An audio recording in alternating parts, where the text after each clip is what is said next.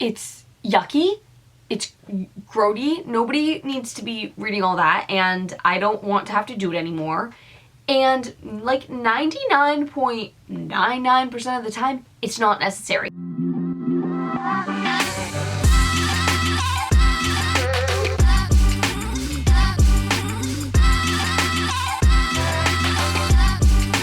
Hey friends, welcome back to my channel. If you're new here, my name's Megan and I post new videos every Wednesday. This week, I want to talk to you guys about some more of the top mistakes I see as a script reader.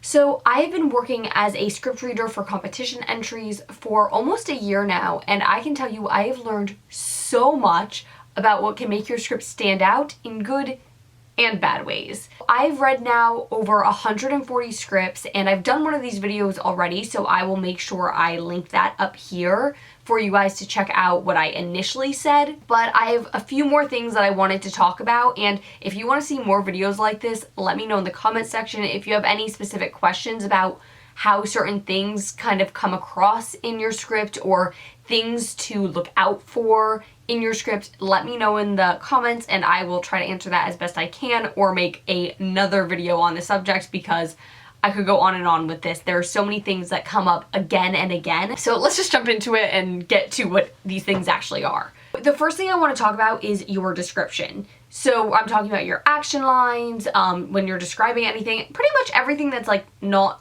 dialogue or like a shot or a slug line. All of that like in between stuff is what I'm referencing here. There are a few things that kind of come up a lot for me when I'm reading scripts.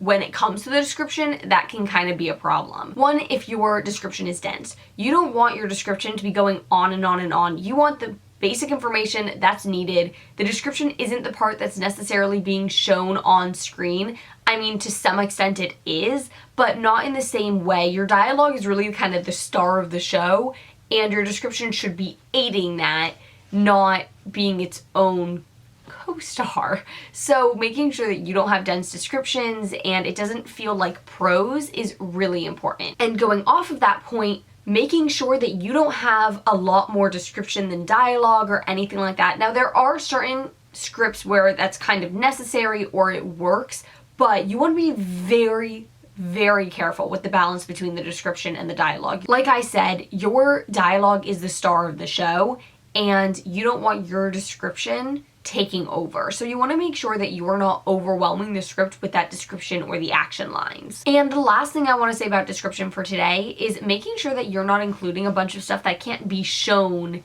on screen. So you don't want to say, Cindy looks down, afraid she might say something she didn't mean, right?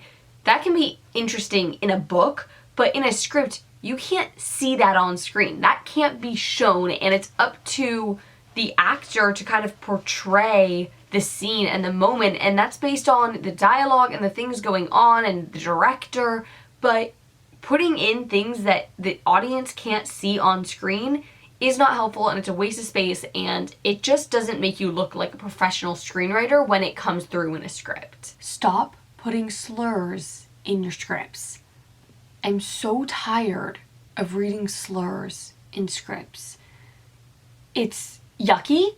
It's grody. Nobody needs to be reading all that, and I don't want to have to do it anymore. And like 99.99% of the time, it's not necessary. You don't need to use slurs to like show that the character's a bad guy. There are so many other ways you can do it. There are ways that you can even show that they have those attitudes without using actual slurs. So unnecessary, so offensive, and so just like turning these important things and important conversations into entertainment. Stop doing it. From me to you. Just stop. I don't care if you think it like is effective. It's not, and I'm done reading slurs and scripts. Another thing, and this is the way I'm going to say this is going to sound a little bit mean, but I'll kind of explain what I mean. So many times I'm reading a script and I feel like it's wasting my time. And again, I'm not trying to sound like a dick here, even though I know I kind of am. What I mean by this is when you have scenes that don't move the story along, that are just kind of there and fluff. Like, everything that happens in your script should impact the story in some way. And I'm not saying every single scene has to be action-packed and everything's going on, but it should all come back to the story in some way, even if the audience can't see it in the moment. I've also seen so many scripts that take so long to actually get into the story, where like a third of the script is just setup, and I'm not interested in the story at all at that point. And obviously I'm, gonna keep reading and all of that, but you want to get right into things. People are going to have an impression of your story based on the first, usually people say about 10 pages is where you really have to bring somebody in.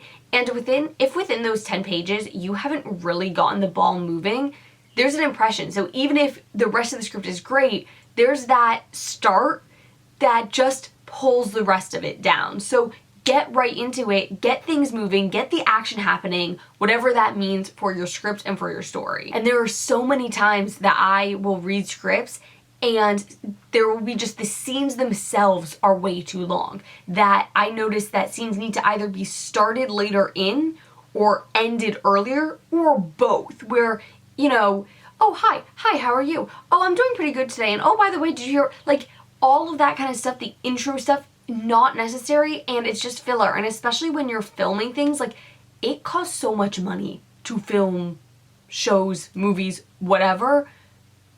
You want to make sure you're utilizing that time so well, especially because if it's too long, it's getting cut in post. So don't put things that aren't really important to your script and to your story, and because that's going to feel like a waste of time. And not just when you're entering for competitions, but if you're sending your script to anybody, if you get your script in front of an executive, you want them to feel excited about reading your script and not like they're dragging on to just get through it. And the last thing I'm going to talk about today is just to like watch out for preaching. I know that sounds a little bit weird, but I'm not even necessarily talking about like literal preaching in a script, but even just when characters are like talking about things and it's just very clear that the writer is trying to get a point through to the audience and like share their point of view and their perspective.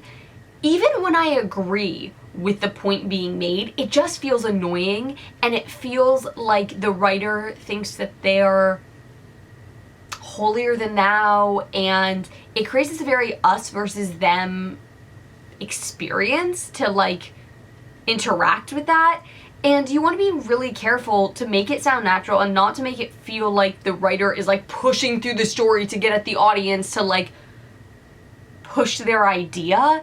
So it comes through so much, and even in really good scripts, it just pulls you right out of the story, and it like can really mess with the pacing and make the whole thing just kind of be like, oh, I don't know how I feel about all that.